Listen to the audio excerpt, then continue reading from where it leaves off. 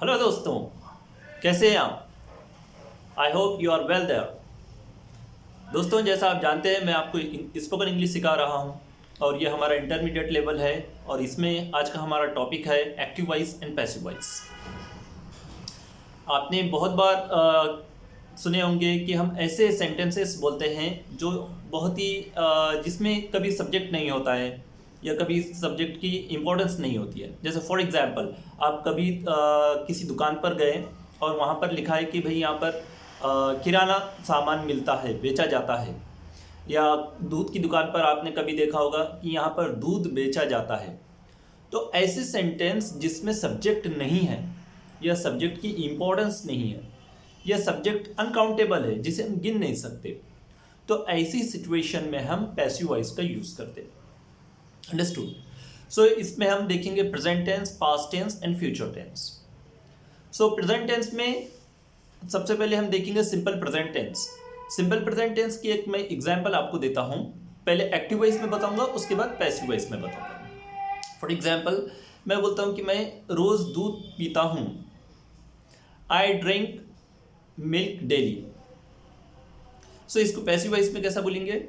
Milk is drunk by me daily.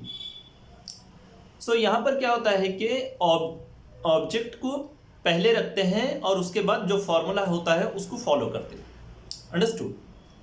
So passive voice का use हम 3 situation में करेंगे, जब सब्जेक्ट ना हो, सब्जेक्ट की अहमियत ना हो या सब्जेक्ट अनकाउंटेबल हो।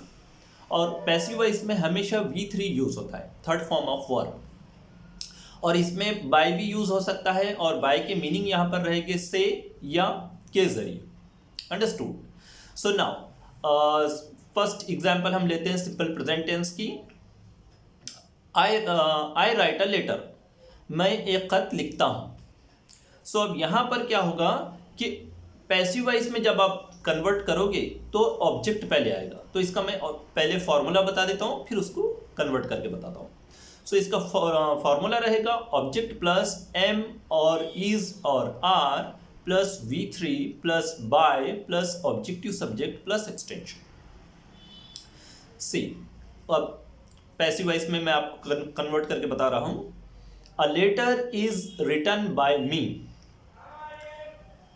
खत मेरे जरिए लिखा जाता है या खत मुझसे लिखा जाता है, इस तरह से।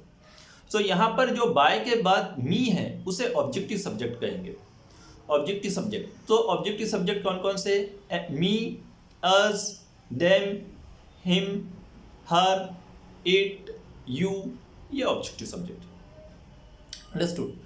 सो now present continuous tense. Present continuous tense की वैसे ही एग्जांपल मैं बताऊंगा। We are writing a letter. हम एक खत लिख रहे हैं। अब इसका फॉर्मूला क्या रहेगा? ये है कंटिन्यूअस टेंस में, तो इसका फॉर्मूला इस तरह से रहेगा ऑब्जेक्ट प्लस एम और इज और are plus being BEING being plus V3 plus by plus objective subject plus extension. A letter is being written by us. इस तरह से खत हमारे जरिए लिखा जा रहा है। Now present perfect tense. Present perfect tense में क्या होगा? यहाँ पर परफेक्ट टेंस है, आपको पता है, काम मुकम्मल हो चुका है। सो मैं बताऊंगा example. We have written a letter. हमने खत लिख चुके हैं, ये एक्टिव वॉइस में। अब इसका फॉर्मूला क्या रहेगा पैसिव वॉइस के लिए? ऑब्जेक्ट प्लस हैव और has plus been BEEN been plus V3 plus by plus objective subject plus extension. A letter has been written by us. खत हमारे जरिए लिखा जा चुका है। अब यहाँ पर मैंने हैज यूज करा। क्यों? क्योंकि जो ऑब्जेक्ट है लेटर वो सिंगुलर है, इसलिए हैज यूज किया। अगर ऑब्जेक्ट प्लूरल होता तो वहां पर मैं हैव यूज करता। अंडरस्टूड? ना, ये था प्रेजेंट टेंस। पास्ट टेंस के बारे में। पास्ट टेंस में जो है, आपको पता है कि पास्ट टेंस यानी गुजरा हुआ कल।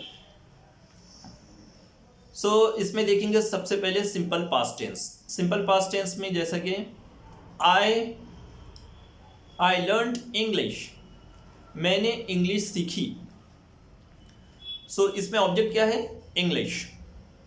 अब इसका हमको बनाना है पैसिव वॉइस। सो फॉर्मूला देखेंगे सिंपल पास्ट टेंस का।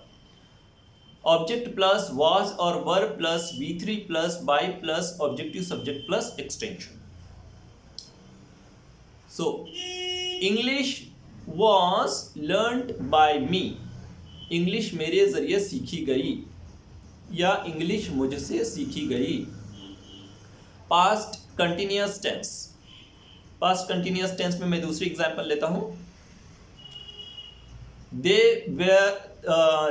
वर लर्निंग अरबिक, वो अरबिक सीख रहे थे, वो अरबी लैंग्वेज सीख रहे थे। सो Arabic language was being learnt by them, Arabic language उनके जरिए सीखी जा रही थी। और एक एग्जांपल मैं देता हूं। You were eating bananas, आप बनाना खा रहे थे। अब इसका passive voice, bananas were being eaten by you,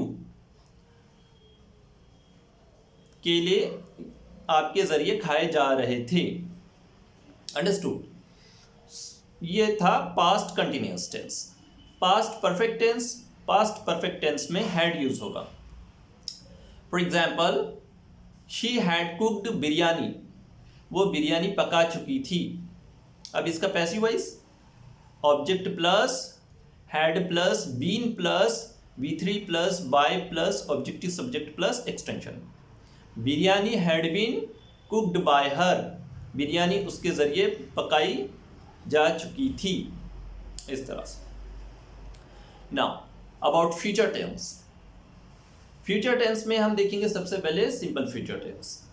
simple future tense में एक एग्जांपल मैं आपको बताता हूँ। They will repair a car, वो कार रिपेयर करेंगे। पैसिव वॉइस के लिए फॉर्मूला, ऑब्जेक्ट प्लस विल और shall plus be plus V3 plus by plus objective subject plus extension. A car will be repaired by them, car उनके जरिए repair की जाएगी। और एक एग्जांपल मैं देता हूं। He will bring my bag, वो मेरा बैग लेकर आएगा। इसका passive voice, object plus shall और will plus be plus V3 plus by plus objective subject plus extension. A bag will be brought by him, उसके जरिए मेरा बैग लाया जाएगा। Now future perfect tense. Future perfect tense में V3 use होता है। Will have और shall have plus V3। सो इसकी एक एग्जांपल पहले देखेंगे एक्टिव वॉइस में। We will have completed homework, हम होमवर्क मुकम्मल कर चुके होंगे, पूरा कर चुके होंगे। इसका पैसिव वॉइस बनाने के लिए formula, object plus will plus have plus been plus V3 plus by plus objective subject plus extension. A homework will have been completed by us, homework हमारे जरिए मुकम्मल किया जा चुका होगा।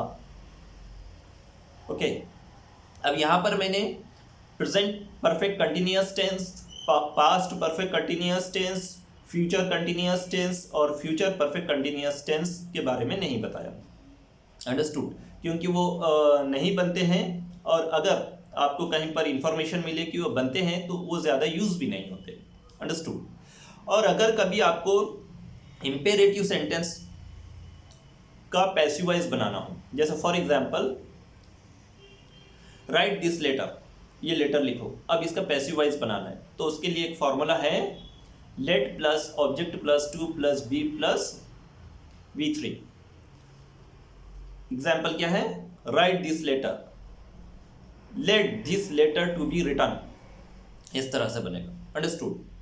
सो ये था हमारा active voice and passive voice short में। अगर आपको डेप्थ में इंफॉर्मेशन होना तो आप ग्रामर की बुक रेफर कीजिए, उसे पढ़िए, इंग्लिश की प्रैक्टिस करते रहिए।